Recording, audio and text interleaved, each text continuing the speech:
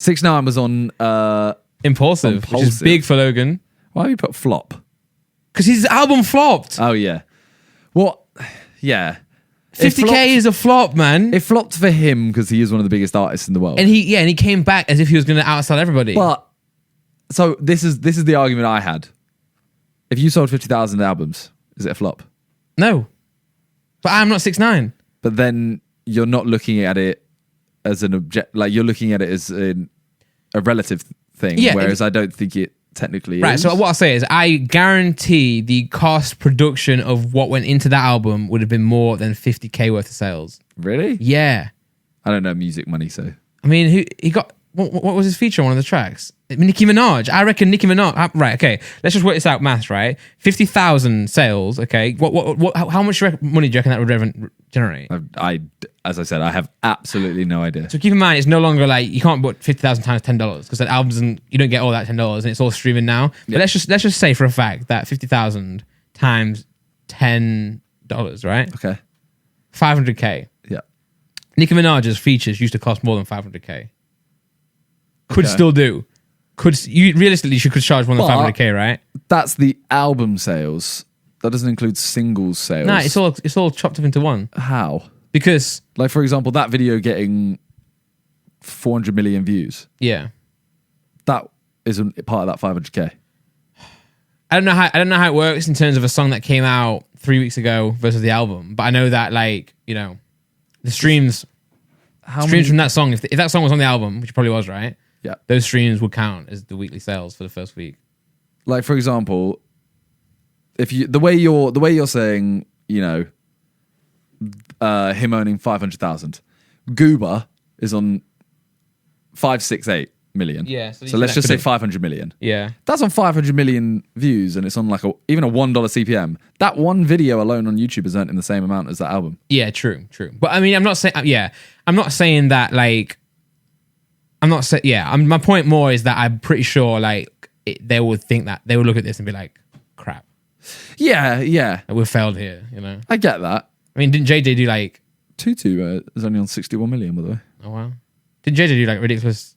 JJ did close to that sales, right, I think? Did 20... What, worldwide? Oh. I don't know, actually. To be fair, 50K, I think, would just be America. But I mean, JJ was very close to that anyway, I think.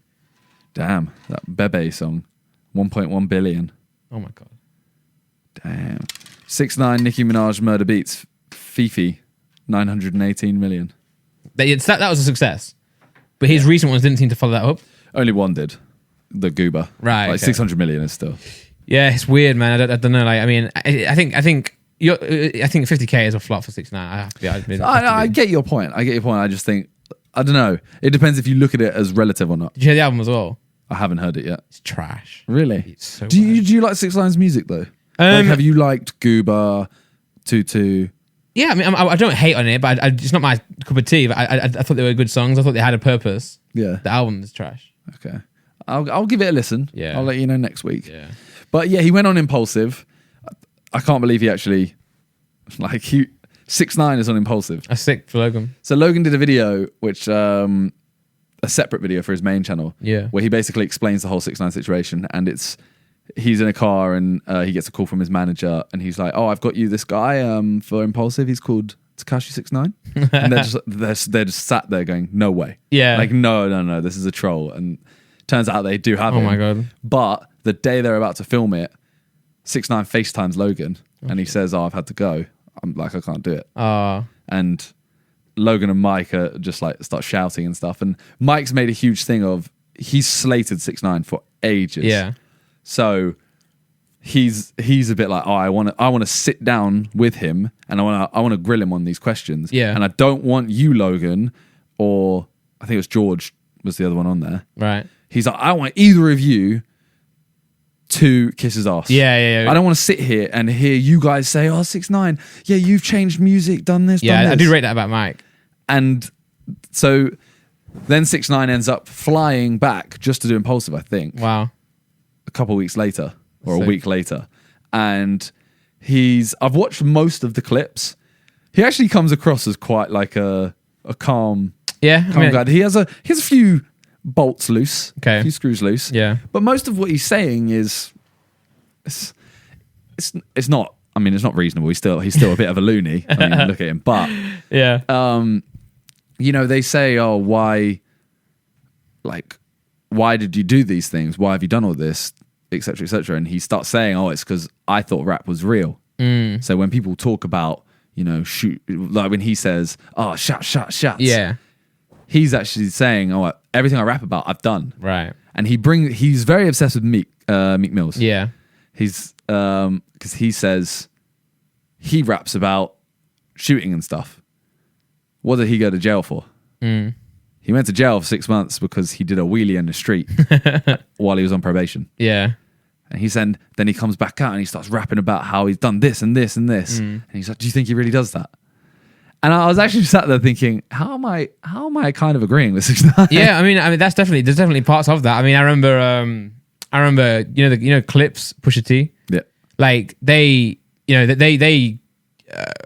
obviously used to be involved in a lot of selling drugs, a lot of illegal activities, but they obviously got to a point in their career where they signed a deal. They've now made it out of that situation, and they're no longer doing that. But in their music, they would still speak about it. That's what Logan does say, I think, and Mike says it. They say, "What about? How do you know they haven't done it and not anymore before, and they've stopped?" And he said, "Oh no, they might have people doing it for them and stuff." And you wouldn't be crying about going to jail for doing a wheelie if you were doing that. Yeah. End of the day, we don't know. What I do know is that a lot of things are a lot faker than they are. Yeah. So, and that's why I always do bring up like both two sides. The whole like ghostwriting thing. That's why I always say like half of the industry is ghostwriting. You don't even know it. Half the industry, independent people are signed to labels, industry plans without you knowing. So there's always two sides to the story. 6ix9ine probably is correct in a lot of things. Probably incorrect in a lot of things. Probably things he doesn't even know about even today. So yeah, the industry is definitely are snaky. Because at the end of the day, everyone's intention is to make money, and especially when it comes to like, what do you call it? Corporations. Yeah. Labels. Their goal is to make money, right? Like, because no business out there, unless it's a non-profit, exists to not make money.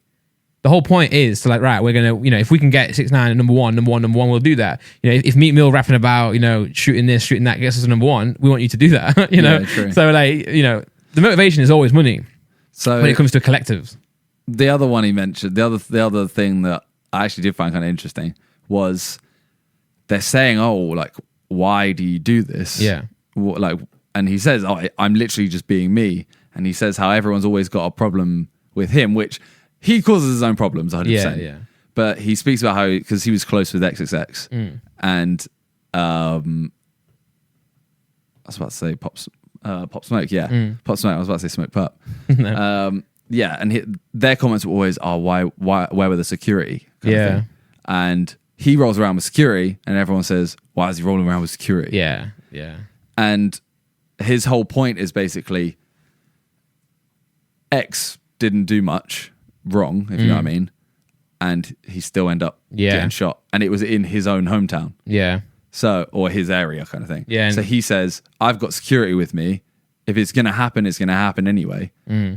I'd rather live life and be me. Yeah, true. The only thing he does say is, by the time I'm, 45, 50, I hope I'm done with all that. And I just thought, you're not really setting yourself up to retire, because once you do get rid of your security guards, because they say, oh, you're going to have these security guards for the rest of your life. And he went, oh, no, when I'm like 40, 50 kind of thing, hopefully I won't need them. Yeah. Ultimately, if you're still making enemies until that point, you can't just get rid of your security guards and go, all right, guys, I've retired now. Everything I said, by the way, forget about it. It's calm. I've retired, so it's fine. Yeah, I mean, you're gonna have to fly. You're gonna have to go live very remote. Yeah. Never make a song again. Never let be in the news again. Just relax. Yeah. Stay off the radar. But it's actually a very interesting listen. Yeah. As I said, some things I did sit there and think, oh my god, 6ix9ine actually he's calm and he makes sense. Yeah, I've seen him. He is very screw loose. I imagine it's worth a watch either way. Whether you like him or don't like him. That's why podcasts that talk to guests and like ours are really good, because you do see, you don't go on the podcast to, like Mac would say, to suck up to someone. You go there to give an interview or to give like a two sides to a story. So that's why if you hate someone, you want to watch a podcast to find out why you hate them. If you love someone, you want to watch it. So that's why they're good platforms. It's definitely worth watching. Sometimes when he starts getting angry and he starts shouting, you literally hear him rapping basically. Nice, yeah. They're like, I'm on the corner and I shots. But yeah, all it did was make me think about, the stature of their guests. Yeah, they have 6'9". We're struggling to get Calyx. Yeah, I know. I mean, looks just after a shoe deal, he just doesn't pick up the phone anymore. In it, 63 Crazy. seconds. Yeah, after Josh's, Zerka Thursdays, why would I come on What's Good Wednesdays? Exactly.